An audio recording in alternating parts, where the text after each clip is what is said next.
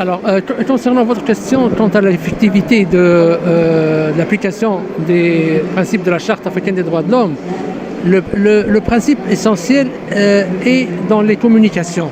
C'est-à-dire que tout citoyen africain dont le pays a ratifié la Charte peut introduire une communication. En fait, la communication, c'est une plainte qui va aller à la commission. La commission va l'étudier et va prendre une décision de renvoi à la Cour africaine ou non.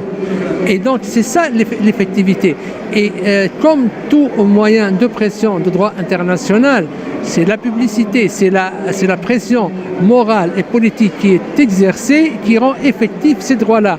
Parce qu'avant la création de la commission et avant l'élaboration de la charte africaine, il n'y avait aucun instrument pour rendre effectifs les droits de l'homme sur le continent africain. Je pense que la charte est un instrument, c'est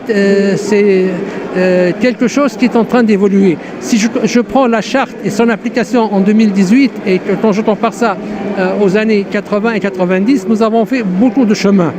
Donc elle a les principes généraux qui sont en train d'évoluer. Comme l'a dit le professeur Fall tout à l'heure, il y a eu l'adoption du protocole et nous aurons d'autres instruments, d'autres lignes directrices dans plusieurs domaines des droits de l'homme qui seront adoptés et qui seront mis en application. Donc, mais la base, elle est là. La charte est la base. C'est un peu, si je compare sur le plan international, la Déclaration universelle des droits de l'homme de 1948, qui était insuffisante, mais qui a jeté les bases. Ensuite, il y a eu les deux pactes sur le plan international. Ensuite, nous avons eu les instruments pour les droits de l'enfant, pour les droits de la femme, etc.